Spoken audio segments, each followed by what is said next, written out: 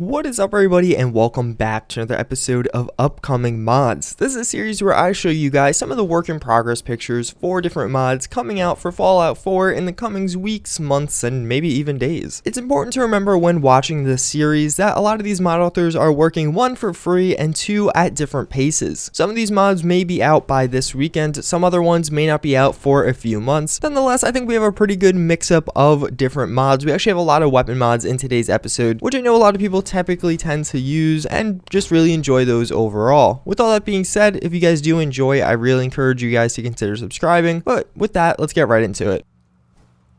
So the first mod I do want to show you guys is the .223 pistol. This is a mod that has appeared in previous Fallout games and now is being re-implemented into Fallout 4 by Skibada. I'm not sure if I'm pronouncing that guy's name right. I'm sure you've heard of him. He basically released a ton of new mods over the past few weeks, remaking a lot of his previous mods. Well, I think this gun looks absolutely amazing. That's the reason I wanted to include it on here. I just think the textures and the model of this look so sharp, and it has a very cool and unique feel to it. We definitely don't have anything like this in vanilla Fallout 4, totally different than a lot of the pistols in the game right now. And on top of that, we just don't really have that many great and custom weapons for Fallout 4. Obviously, being from previous Fallout games, this really embodies the theme that Fallout does provide. And it's going to be cool to see a weapon that actually takes advantage of that and is implemented in a cool way. All around, I am very excited for this gun. I love pistol mods. I think they're some of my favorite mods, and this definitely looks like it's going to be a top-notch one.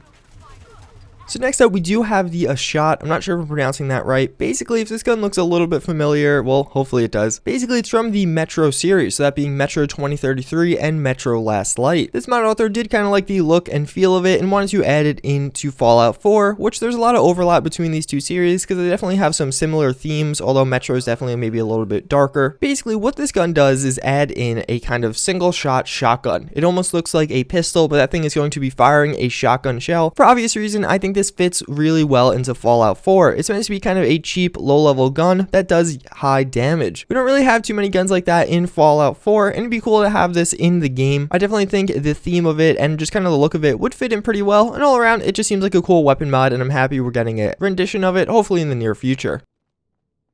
So next up, we have the M24 SWS. So as you can see, this is going to add in a sniper into Fallout 4. We really just don't have enough sniper mods. I love sniper mods, and again, we just don't have enough. As you can see, this is a pretty traditional style military sniper, probably used by the US and other militaries. The mod is being developed by a mod author named Sadei. I'm not sure if I'm pronouncing his name right. Basically, he's the one working on the 416 that I did make a full video about in the previous episode of the series. Based on the quality of that mod, I can only assume that this mod is going to be as equal or even higher quality. As you can see by these kind of images, it does look really sharp. I really like that stock adjustment. I don't know why, I just think that looks really cool. And all around, we just don't have too many kind of traditional sniper mods. I don't know if this is maybe what you would consider a traditional sniper, but some of the most popular sniper mods are things like the DKS and even some of these different pipe rifles that are turned into snipers. Frankly, I think it'd be kind of nice to just use a normal military kind of hunting rifle in the game. I think it'd be pretty cool, and I'm excited to see it on enemies as well. All around, again, it does look extremely high quality, so I really do hope it does come out well and has custom sounds and all the bells and whistle we've come to expect from weapon mods nowadays.